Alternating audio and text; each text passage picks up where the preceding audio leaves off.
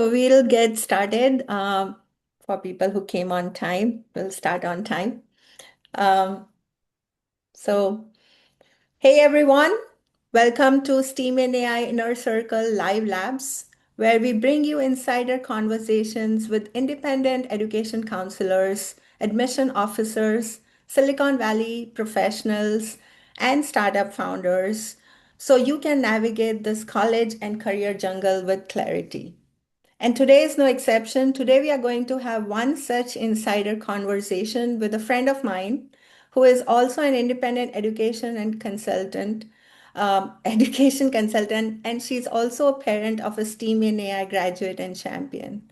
Please welcome Sophia Basurto, founder and CEO of 3C Admissions. Welcome, Sophia. Hi, thanks for having me. Of course. Thank you for being here. All right. So, before we get started, so we don't have that many people. So right now we'll not do the poll, but we'll launch the poll in a few minutes. So at the end of today's lab, I'll share a few ways families can continue working with us if they found this conversation helpful. And we'll also be sharing Sophia's contact if you want to reach out to her. So wow, let's get started then. Yeah, Sophia, how excited are you? I'm super excited to be here and talk about, my experience as both a independent educational consultant and a parent. Yeah, So, and yeah. you came from the other consulting side, right? Like business consulting side, and then you crossed over. So how did that crossover happen? Well, that's how I started my career was in technology consulting but I'd always loved working with teenagers and kids. And so eventually my career path led me into independent educational consulting.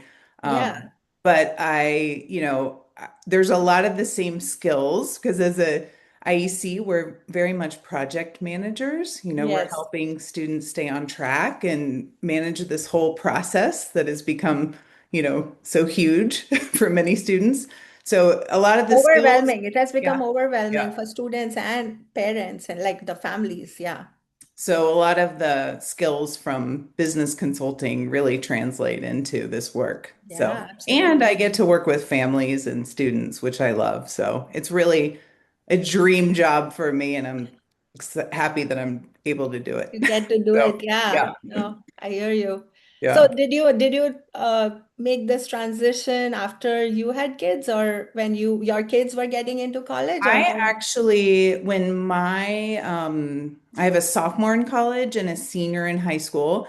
And when my senior in high school, or my sophomore in college was a freshman in high school, his career center at the high school asked for volunteers to come in Mm, and help mentor students.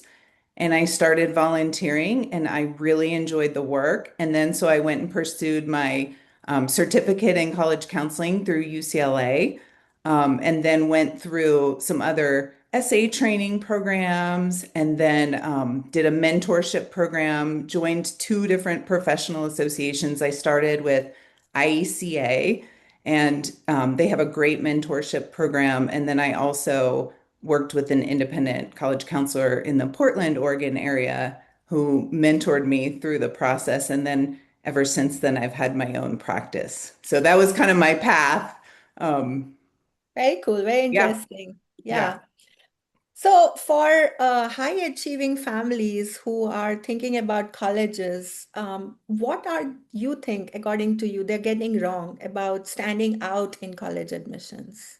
Well, the most common misconception I hear is, my student has, straight A's, and my student is taking the most rigorous classes available at their high school. And they also have high test scores and families and parents, because when we were applying, that really was almost enough. And True. families think we're good, we're set, we should be applying. They're certainly academically qualified for the most selective schools, but Yeah. that's only the first piece of college admissions. Colleges now, selective colleges, and I'll say even colleges, let's say with a 25% and below admit rate, maybe even a higher, maybe 30% and below admit rate. Selective colleges expect that students are going to be exploring their interests and taking initiative outside the classroom. So that's the biggest thing I see is parents saying, my student has straight A's, they're taking the most rigorous classes available to them, and they have amazing test scores, and that should be enough. And maybe they're also have great activities. Maybe they're on a sports team and they're participate in some school clubs. Maybe they're even leaders in their school clubs, but colleges still expect students to be exploring their interests. And that can be within their major of interest or just things they're interested in, because not all students know exactly what they want to study. Yeah, I was going to say, so you disagree with parents who think that their students should get into whatever, like, college of their top choice because they have great grades, they volunteer, they have good academic GPAs and test scores, but colleges are looking for more. They are the most selective colleges certainly are looking for a lot more than that. Um, so yeah. Yeah, so what does creative storytelling actually mean in today's landscape of admissions? Well, it really means, connecting what a student is interested in, their interests, their experiences, and what they hope to study. So connecting the dots between those three things. And for example, if a student wants to study and is interested in business, what are they doing to show that interest outside of the classroom? So, the storytelling is really helping colleges see how a student has explored their interests outside the classroom. So would you say that what is your process on like helping them come up with a great story that ties everything together into, like making it coherent into what they have done so far? Well, I start a lot of, especially working with younger students with, Yeah. freshmen and sophomore, and a lot of times they don't know what they want to study. I start by just talking about what do you do outside the classroom? What are your activities? And I mean, that's what are your activities? And they will often say like, oh, well, I crochet, for example. Does that count? Yes, that counts. I want to know what colleges want to know. What do you do in your free time? So that's kind of how I start. And then we kind of tie that to, okay, well, what might you be interested in studying? And a lot of times they don't know, but I'm helping them take their activities and think of ways to expand them beyond what they're doing and explore them deeper. Yeah, yeah, and that's what's it ties everything together, and that's what's important. Yeah. Yeah, whether it's crochet or Right. badminton, what have you, that it doesn't Right. matter what that activity is, as long as you are passionate, the student is passionate about it, and when they talk about it, that passion comes through, and Yeah. that's what passion creates the best storytelling on its own. Like it's natural. The Yeah. natural process of storytelling is when people are passionate about what they do. And well, I'll even have students say, well, I volunteer at this organization and I go once a month and it's fine. And they're not really excited about it. So I get them to think, well, why don't you switch and why don't you find a volunteer activity that you really enjoy? Because when students are writing about an activity, they need to be excited about it. So I will direct them, that, volunteering isn't just showing up and going and doing something, but find something you really, really love because that is gonna, then when you write about it and talk about it, that passion will come through. So So, in your opinion, they are doing that activity because they think it will make them look good on paper, or because it's easily accessible, or what's the reason? I definitely will hear like, oh, I volunteer. I joined this club because, it'll look good on my college application. I hear that all the time. And I'm like, I tell them, don't do an activity because it looks good on a college application. Let's find the things you love. Let's find the things you're going to enjoy. And yes, it's great. Let's find a volunteer activity because yes, colleges do love to see that you're engaged in your community and that you're helping in your community, but let's find something you really, really enjoy. And anything that a student really enjoys is going to be far more attractive to college admission of, like they can see through that, They can their write, passion. yep, Yeah. yep. I'll Than have, just some like whatever, if it's something that makes them think that they look cool versus it right. actually makes them Yeah, college admissions officers can definitely see right through that. smell And it. I will have students join clubs, like the volunteer clubs at school. And then I'll ask them about what they do, and they'll say, well, I volunteered at this 5K and I did this and I did that. And there's nothing, they're not super excited. So then we dive into like, okay, what do you really enjoy? Mm.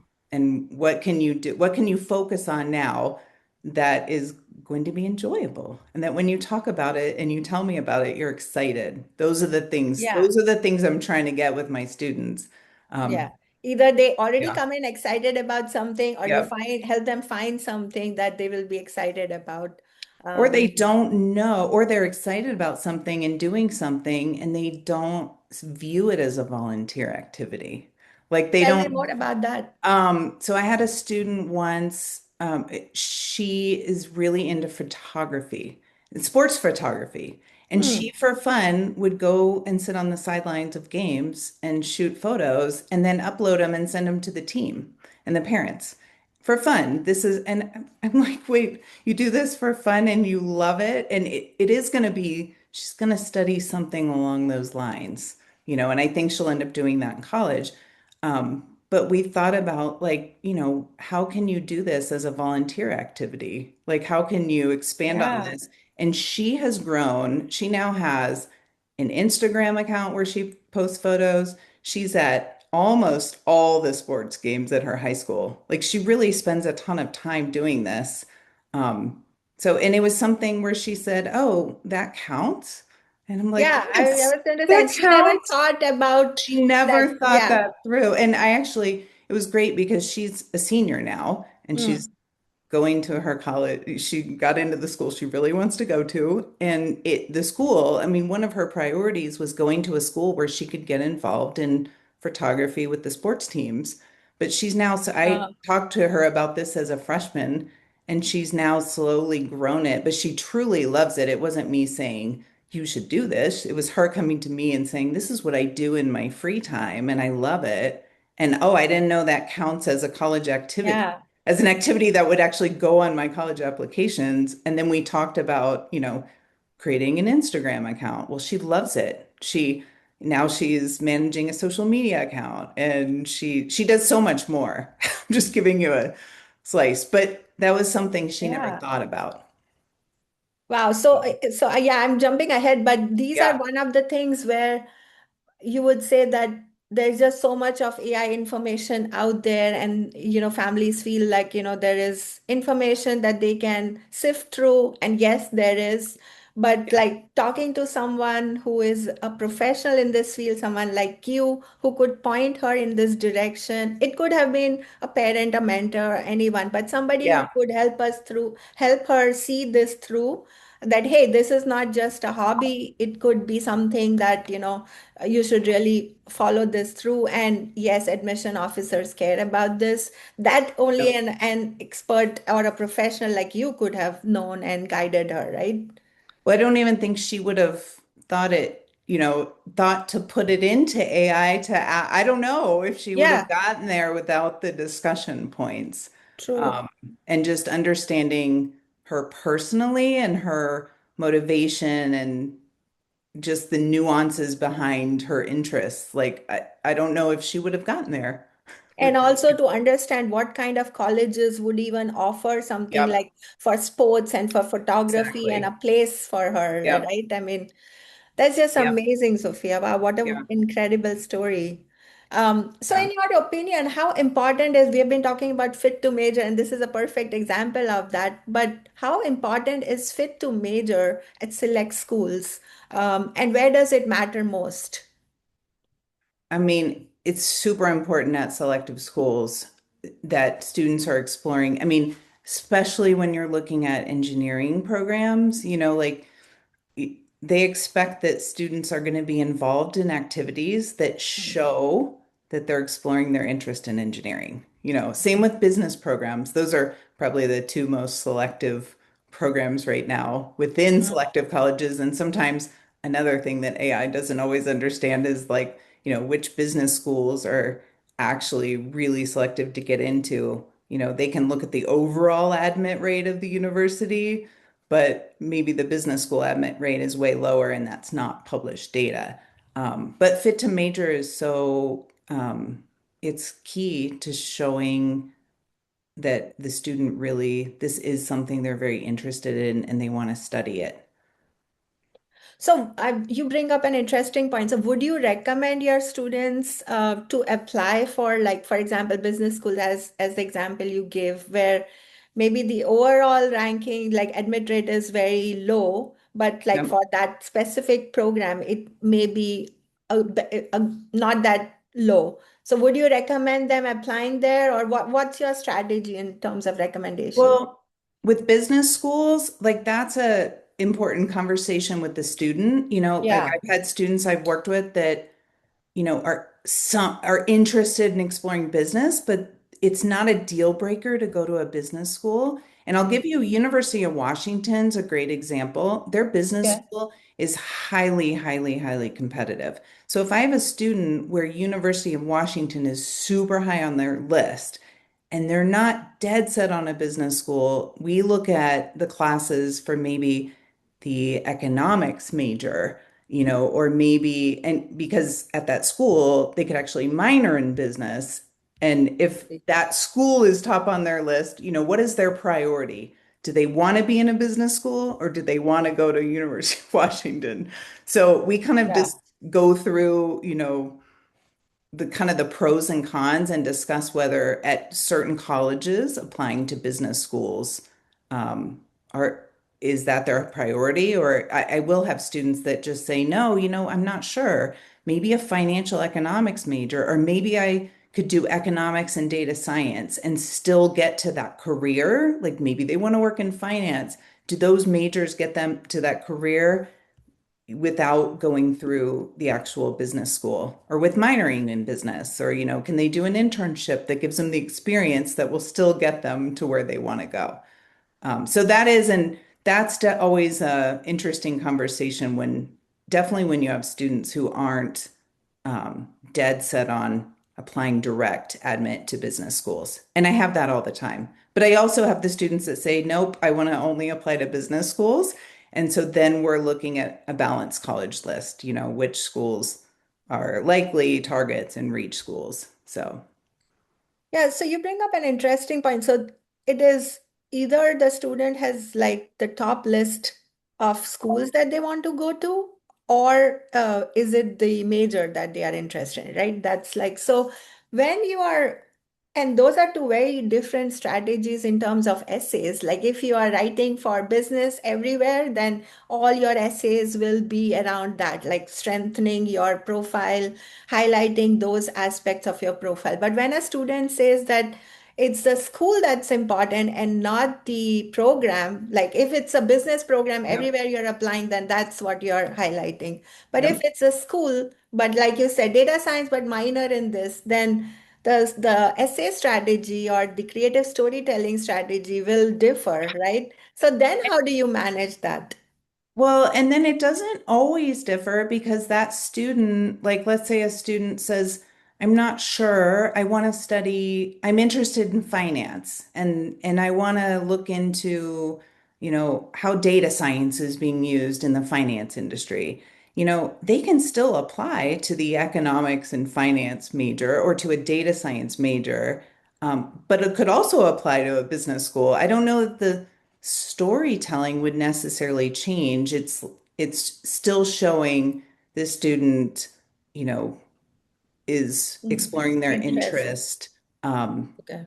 outside of the classroom. So I don't But know if like it, the major, if the major is data science and minor in business versus the major is business, is that like, will the strategy be the same or different? as far as like directing them in their essays, Yeah. I mean, pretty similar because they're Okay. just going to show, they're going to show how what they've done is a good Okay. match for the program. So maybe there's nuances, like maybe there's changes The in story they're might be looking different. at different classes and they're showing that match, but maybe what they've done can still, how they show their example of like, this is what I've done and this is why I'm a good match for this program, maybe Yeah. remains the same. So that's a Yeah. great question.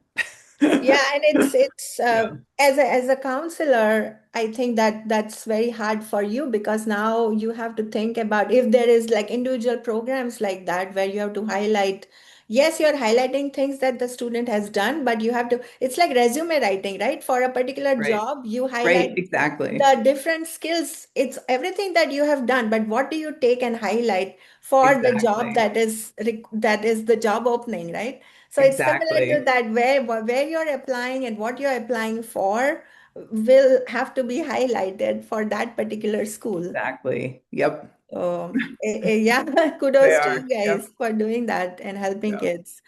So what happens when a student has many interests and they haven't decided on a major yet? So how do you frame that? How do you help them? That's we talk about what they're interested in and they can still, what are their interests and maybe and then I'm working with them on a college list where it's going to be easy to change majors, where they're not going to have to come in and, apply to a particular major and then it's going to be really challenging that for them, if they're Yeah, truly undecided. I'm really talking to them a lot about, what are the schools where you can go in and start here and still graduate in 4 years and be able to have more time to explore. Um, so I- makes sense. that's one thing we're doing. But I'm also talking to them about their interests. I have a student now who's she's very undecided, but she's interested in marketing. And so she's taking a class over the summer. And then she is actually starting to apply, things she's learned through a class in school. She's taking a class in school. And then she's also going to take a class over the summer. So, especially with younger students, it's having them explore things over the summer and then narrow down their interests. Um, Yeah, that makes sense.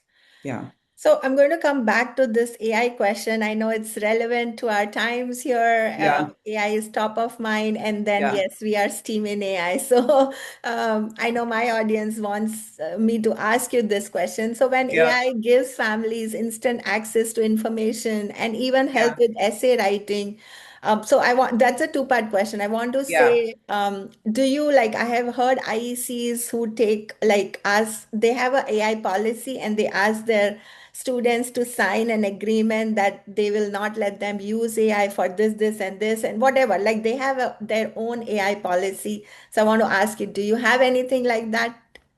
I do ask my students not to use AI to write any part of their essays. I know you can give us and please interrupt me and give us some data. I know that the AI detectors are really not good. Am I correct? Like there's false detections all the time in AI detectors, but I ask students not to write any part of the essay using AI. They can throw in an idea Okay. and ask, and again, they can throw in an idea or, hey, I'm thinking about this. Are there other things that I could think about?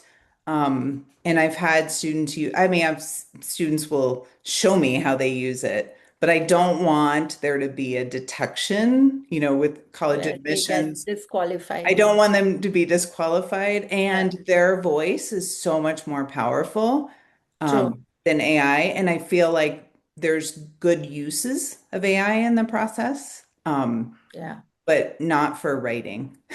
So, Yeah, so I yeah, agree with you. I feel that definitely. So I have heard this from both sides of the table, right? Like there are IECs who swear like they will not let their students use it all, and that's like an yeah, agreement they have to do before they come on board. And then there are IECs who have guardrails on what you can use it, just like you said, like yeah, you can probably use it for brainstorming and for Yep. refining your idea. And I think this is again my opinion, my personal opinion, that students are using it, whether some Yep. IACs will allow them or not, other students are going to use it because it's available. And Yep. so if we put a rule like that, then we are actually disadvantaging our kids. So if Yep. we can give them, let them use the tools, but give them those guardrails, like you said, like, let them keep their authentic voice Yep. with all the silly mistakes also, because that's what admission officers will see, that hey, this is written by a high schooler, it's not proficient, it's not Yep. grammatically correct. Yes, you asked me that question. Plagiarism tools in AI have, they are good, but they are, yeah, they can get it wrong also. Sometimes authentic voices are being flagged. Yep.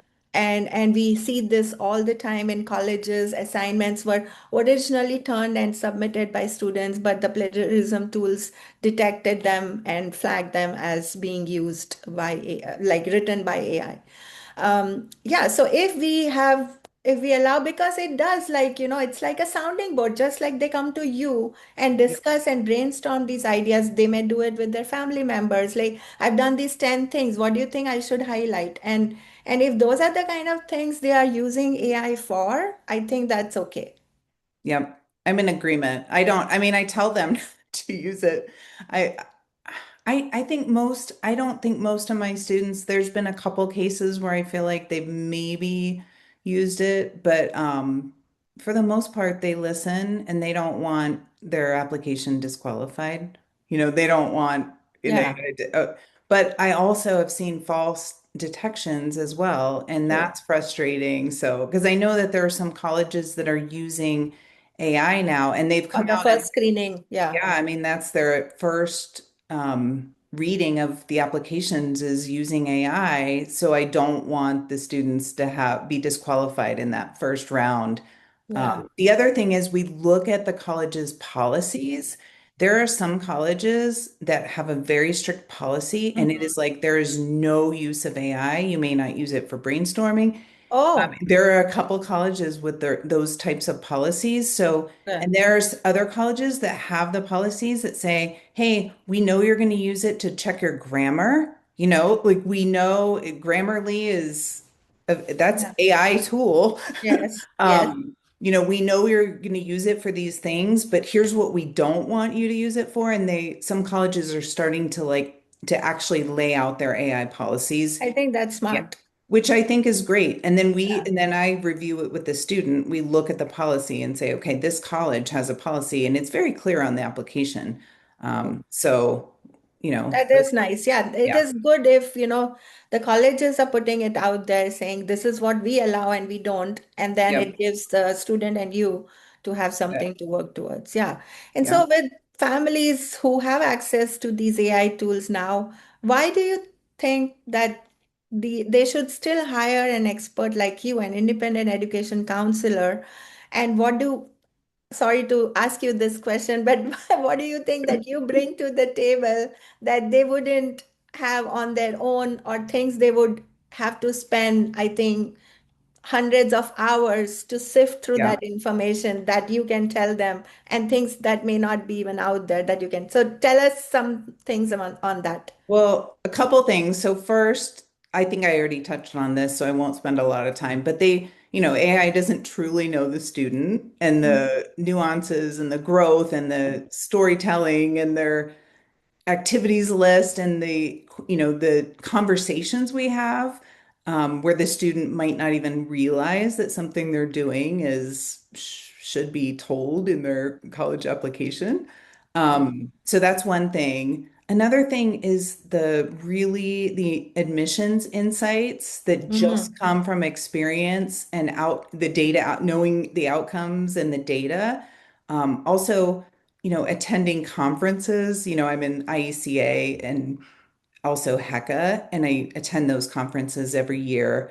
And, having conversations with college admissions officers, at those conferences, we'll listen to college admissions officers speak, and they may say something like, hey, guess what? We're actually test preferred. Yes, we're test optional, but we really prefer a test. Those sort of things come out. And then also knowing the data that's not published. And I don't know, I throughout the University of Washington Business School, um, that it's highly selective.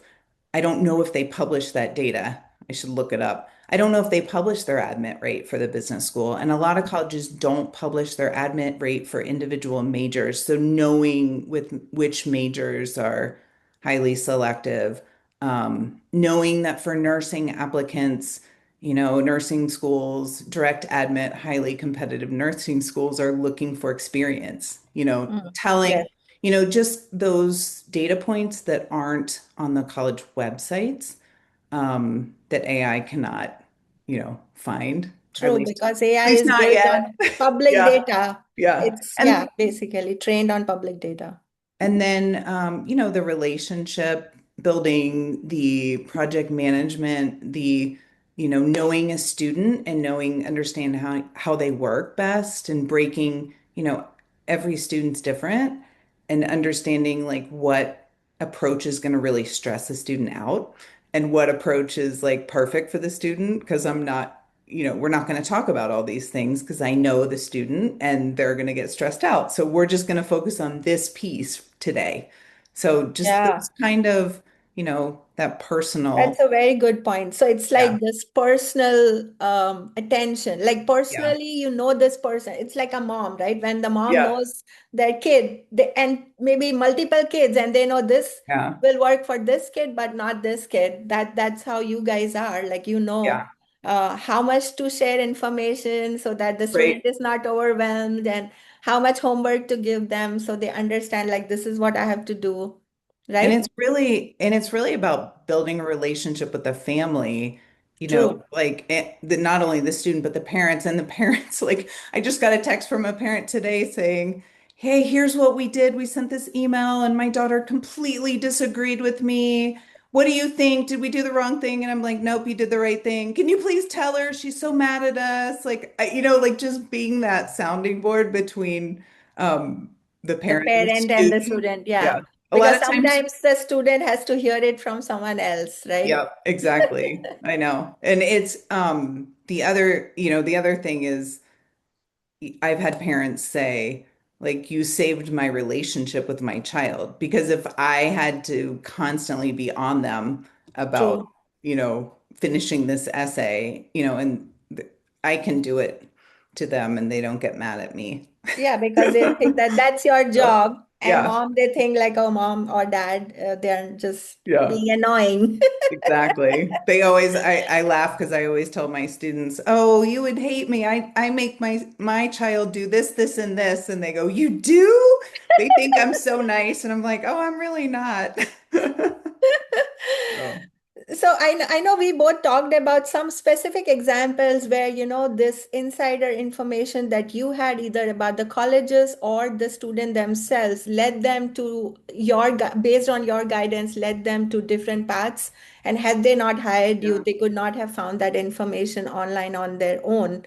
Can you Yeah. share some specific examples like that? I think that will be Well, very helpful. another one would be, and I didn't mention this, but IECs, especially professional members within IECA, which I'm a Yeah, professional member in IECA, yeah, we're required, and we all want to tour colleges. So we tour a yeah. lot of colleges, and there are just some things that you just don't get from the website. So I just last week toured, I think, 6 colleges in the Portland and Willamette Valley area.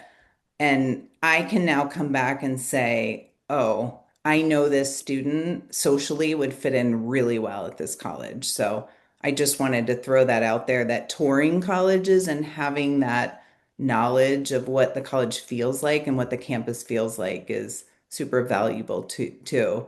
And then an example, well, That dance major example that you were sharing, that you were able to get the student in for the audition and the in-person audition that they wouldn't have gotten in on their own if they didn't know how. oh, Yeah. yeah, that was actually a theater student, and that's a that's a great example. So That family came to me and I said, I'm not a theater expert. But I'm not going to be able to advise you on the audition side, but we'll work on the college side. I Yeah. was actually able to pull in a theater audition specialist I met through IECA. I spoke to a couple of different specialists and referred them to the family. And through that, the audition specialist was able to look at my college list and say, okay, this looks great, but I think you could add this and this. The theater audition specialist actually recommended that this student apply to NYU because, NYU, a lot of the admissions for theater is based on the audition. And he felt like this student would audition really well. He actually told the student, you should not audition via Zoom. If you can get there in person, go. And he got in. So, Wow, so what an amazing that's a story. great story. I forgot about that one. Yeah, and Yeah, the most important thing is, yeah, we keep talking about that. I go to these ICA yeah, conferences and hacker conferences, and we see each other, and yeah, yeah, that whole network of yeah, people is so yeah, helpful, and they're so helpful to each other that yeah, if you hire someone like Sophia, like if you hire an independent counselor, then you have access not only to her but also to her network and to our yeah. networks. And so, yeah, whether you come to Steam India or Sophia, yeah, so you have access to our networks also. So if we feel that this student may need something like a specialty IECA, IEC, or any particular advice, we can like even mentor. Like if there is a student who is applying for like an AI or Y Combinator, anything like that, we can pull out our resources and say, hey, I know somebody who is already doing this. So why don't you talk to them? And same with the college, knowledge of colleges. I can reach out to, college counselors on the East Coast, and I may not know. I mean, there are over 4,000 colleges in the US alone. Yeah. I can reach out and say, like, hey, to another college counselor on the East Coast and say, hey, I have this student and they're interested in these schools, and here's some things we're thinking about. And that college counselor can give me Yeah, more totally. detailed information. And I would just say to families, it's super important to hire an IEC that's a member of either IECA or HECA or both, just because Yeah. there's so much, Wealth of knowledge yeah, there's so and the much network. information and Yeah. there's so much training and things change so quickly. And, Yeah. yeah, so. Yeah. We'll take a quick poll. We have a few people, so we'll do a quick poll. It's live. So if quickly you can answer this, attendees, that'll be great. So where are you in exploring AI for your student?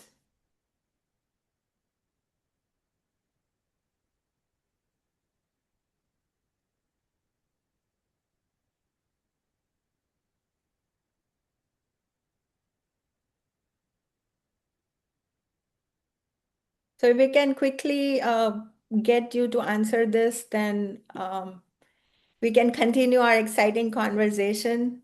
Just want to keep it there for 2 more minutes.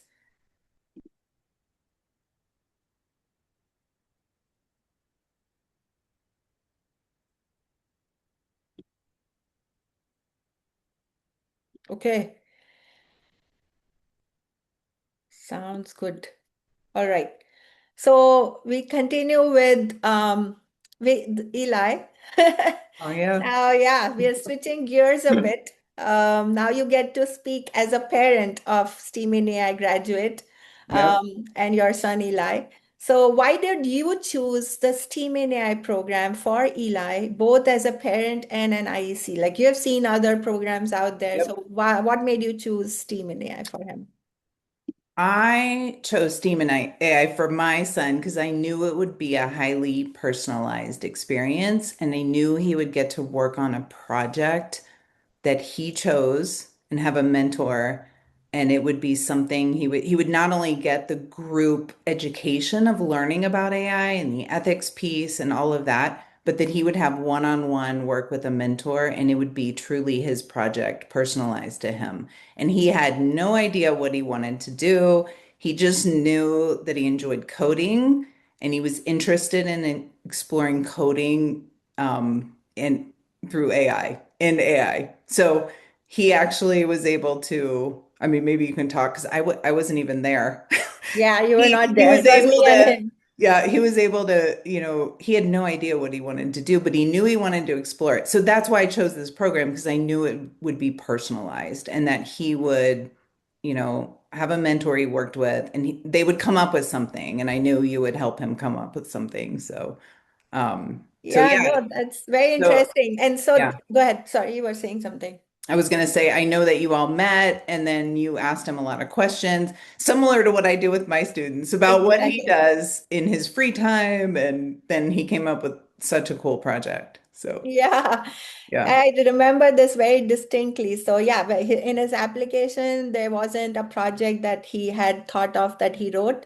So, when we met, exactly like you said, right? When your students are undecided, you just talk to them and say, okay, what do you do? What are your interests? What do you do outside of school? And like you mentioned, and we have talked about this several times, sometimes the kids are like, oh, I do crochet. Does it even count? So, he was like, yeah, I did some volunteering at a senior school, at a senior home, but I don't do that anymore. And I'm like, tell me more about that. And he's like, no, but I only did it for 2 months. I don't do that anymore. So I'm like, okay, that's okay, but tell me what you did there. And then, one thing led to another. And he told me, like, then I'm like, okay, well, if you were helping them with tech, what were the top questions that seniors came to you for? And that's how we decided on his personalized project that tied his real life volunteering experience at a senior home. And I don't want to give away the whole project because we are going to meet with Yeah. him next time on the next inner circle conversation. And so I'm going to let him talk about his school project. But yeah, so like that, personalized guidance can really help and go a long way to help students tie all these pieces together or think about things that they may not have thought about.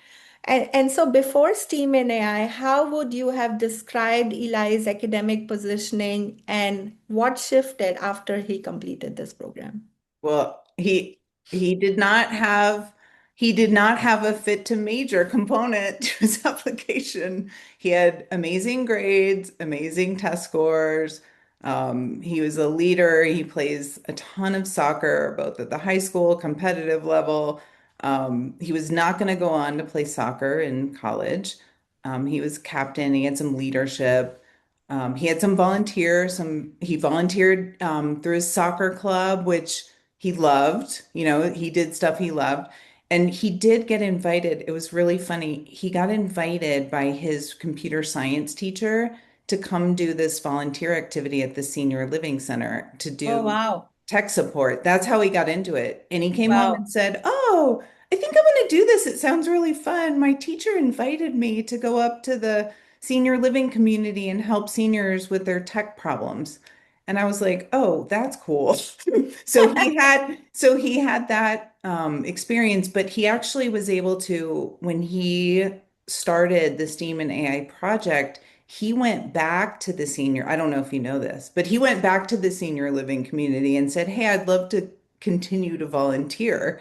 And he actually formed some amazing relationships with some of the Wow. residents. But no, he didn't have fit to major, and he really he wanted to explore coding and AI. And I thought, this would be I wanted him to not only for his college applications, but I wanted him to explore what the programs he was going to be applying to make sure it was something he really loved and make sure it was something he really enjoyed.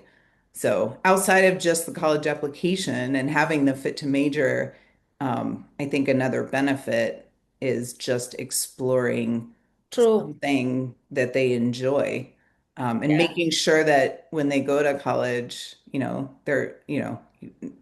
can't make sure, but at least they have some exposure so they know what they're getting into when they get there.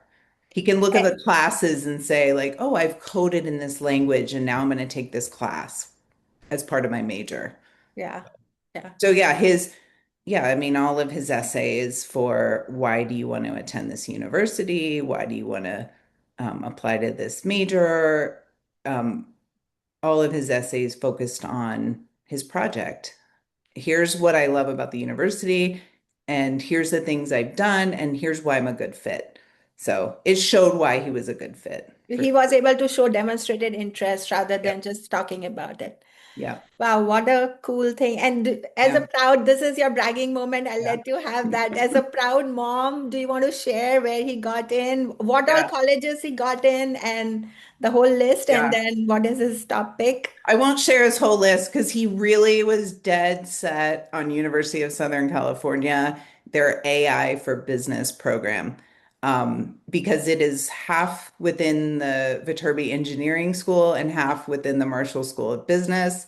And he read the curriculum and said, "This is what I want to do." So, And he got into and he as got a good in decision. and he Yeah, he went got there. in Yeah, and made so a decision. he did get in a lot of other places, but that's really what he wanted. And as a mom and as a college counselor, he was very happy with a lot of his other schools as well. But um that was the primary program. And that program is a little tricky because it's only a cohort of 50 freshmen. Oh, So it's wow. a cohort program and they move through it together. So another reason to explore that first because they start day one in the program. So Awesome. yeah, but Where he loved a lot of schools, other schools as well. And I know we met even Yeah, after the program on how to like basically highlight his not just team in a project, but like yeah, the ethics and the design yeah, thinking piece and how it's going to help the community and why he built this to help the community. And like yeah, with you as an expert and with me with the program yeah, expert, I think we were able to yeah, guide him. yeah. What are your thoughts on that? Yeah, no, that was great. That was an added bonus. You reached out to him and said, "Hey, do you want me to review your activities list and see how you're presenting yourself? I'm happy to review your essays and just make sure that you're describing all the things you did."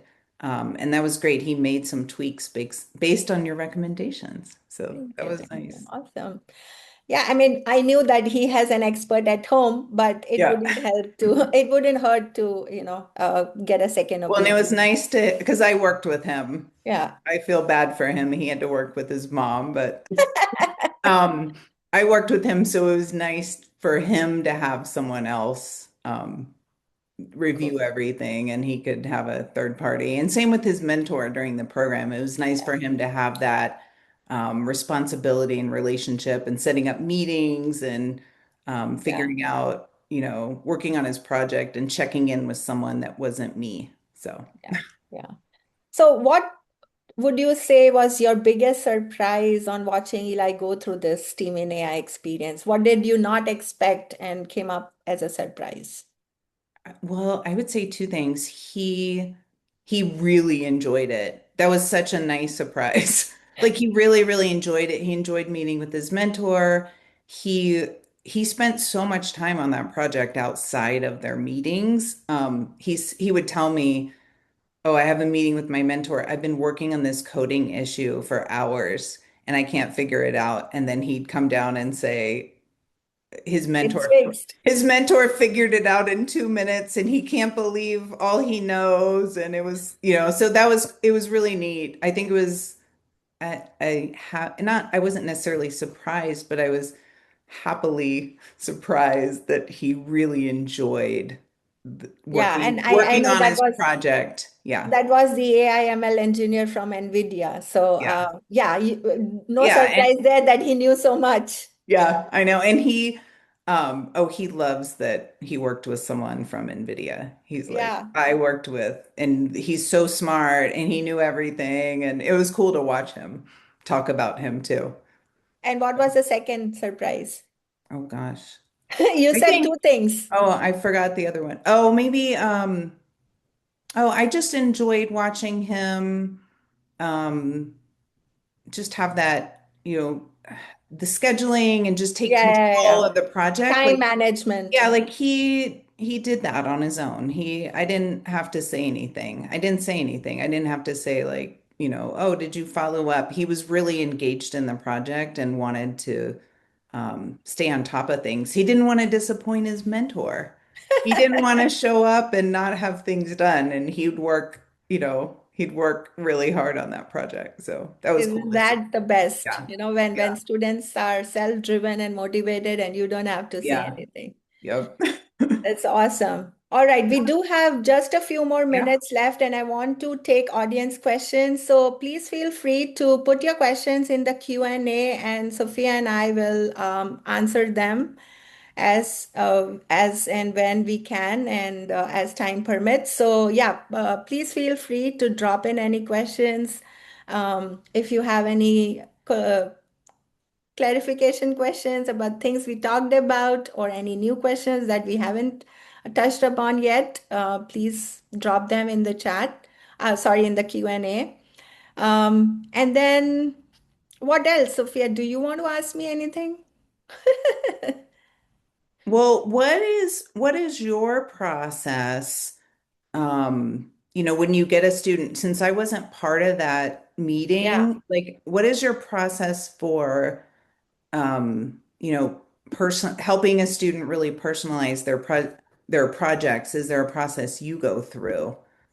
Um, Yeah, so ours is also a very elaborate process, sort of like an IC would go about doing it. So it's basically understanding the student the best that we can, right? Understanding. So first we do a strategy consultation where we try to understand what the student has done in terms of their interest, in terms of their not so much as the GPA and the test scores, but like what are the interests, what extracurricular activities they have done, volunteering, leadership, any other courses they have done, any competitions and awards they have won, what really drives them outside of the classroom. And so there is a multiple parts to our process. I know we have changed some process pieces since Eli graduated. Also, we are constantly Mhm. improving on, what we learned, how we can make it better. And so we have even improved since Eli just graduated last summer, but since then we have also built more processes on top of that to make the process even more efficient. And so, yeah, we meet with the student and the parent first time where, we walk through all of this and why they want to do this. I want to hear from the student themselves. I don't want to take any student where, this is a very engaged time committing project, and the student would not do well if it is driven by parent. Like if the parent is telling the student to join Yeah. this program, it wouldn't be a good fit. And so Mhm. what I'm looking for are key, between the lines where the student is answering more of the questions, and I can see their passion, even if they don't know what they want to do, but at least they are passionate about learning something new or doing something. And it can be with code or without code. So I try to gauge whether they want to do a build project, first of all, or a research project, because those are two tracks they can do. And then in the build project, also, how much are they interested in learning to code where they are already are, whether they are an expert coder or a beginner, or whether they want to do something with no code totally. Like if they want to go to business or pre-med and they still want to do a healthcare project, health tech project, or business project with AI, but they don't really care about learning the syntax of Python, then we will try to help them do a project which will be completely personalized for what they have done. But it will be with no code, low code tools. Mhm. And so that's my process. Like we really go through understanding, and then there is a group cohort piece, and then there is a 1:1 mentor piece. So even before the 12 weeks cohort starts, the session starts, we have the whole roadmap laid out. They have met with their mentor. They know exactly what they will be building. And so that's a multi-point form where we say that this is a project co-architect. We design and co-architect the project with an IEC if they already have an IEC they're working with, and the student as well as the mentor and me. So all of us, we come together and like really create a personalized project and plan for the student. And then, the 12 weeks are different checkpoints, and we have discussions on ethics and design thinking and entrepreneurship. And then we have a graduation day where, students are actually presenting to friends and families and parents. So Yeah, that was neat to see the other projects because I know in the group cohort, I think you all discuss all the students are discussing their individual projects as well. So they're learning from each other. True. within the group cohort, but it was neat to see them come together because we got to see all the projects, or at least a group that was with Eli. Yeah. So it was neat Yeah, to and see all the sometimes kids projects. don't, in the group cohort, sometimes the kids only share a little bit of their individual project, right? So not everyone has seen everyone's, like maybe they have seen some portion of it, but not the whole thing. Right. So I think it's great for not only the student who is presenting, but their entire cohort to see everybody else's projects and how it has progressed through these 12 weeks and where it has come, you know. And it's neat. They get amazing, they learn how to present on Zoom. I mean, those presentation skills, that they probably haven't done before. And Oh, we not a- build a yeah. pitch deck also, which Yeah. is like the Silicon Valley Y Yep. Combinator style. We teach them how to do a pitch deck and a 2 minute pitch, and then we help them build a story to like engage the audience. So there's a whole section where we talk about all those things, and to be able to learn the art of storytelling and pitching at this age, I think goes a very long It's way. really cool. Yeah. Awesome. Okay, so we are at 5:57. I don't see any questions here. So for families who want to continue this conversation, I do want to leave you with a QR code so that, if you have something that you want to take the next steps, you know what to do. Um, so here, let me find the QR code here and then share my screen. Okay, so yeah.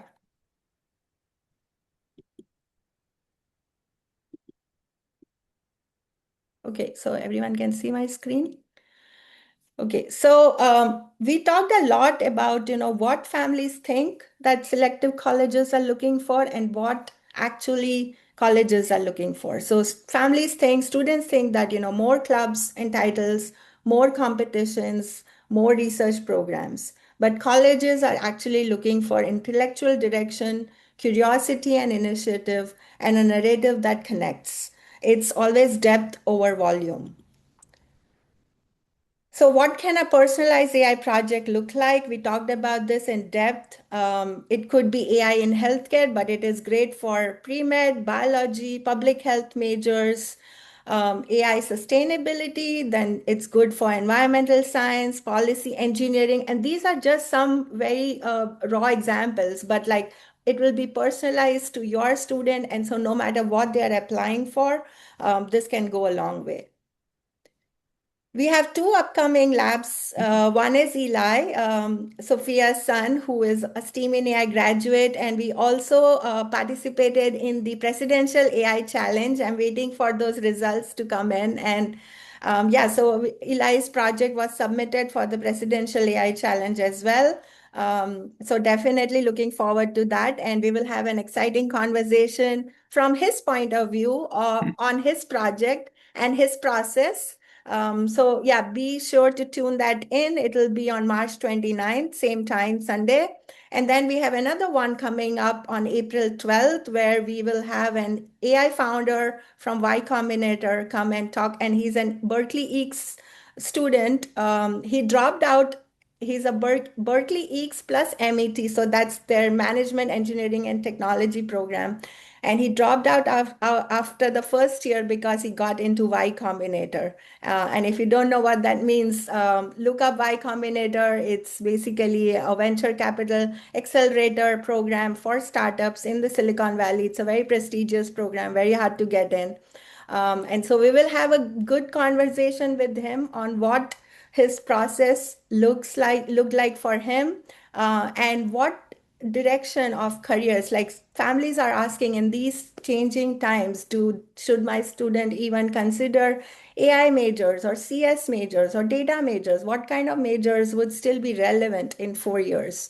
So we'll talk about those people who are actually building AI startups. And business and AI is what Eli has gotten in at USC. So we'll talk to him about that as well.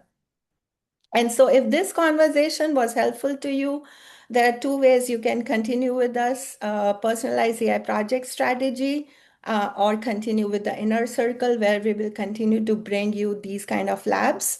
live labs. Recordings of these labs are available for the Inner Circle members. And so please, if you are interested in this, join. And here's the QR code for you to get to all the resources. And in my follow-up email, I'll also send information about Sophia. If you would like to connect with her, we'll share her email as well. So thank you all for joining us. Thank you, Sophia, for your Thank time. you. Yeah, Thank this you was so an much. exciting conversation. I learned so much and I had a fantastic time with you. Great to see you. All Bye. right. Say hi to Bye. Eli. Bye. Thank you, everyone. Bye. Bye-bye.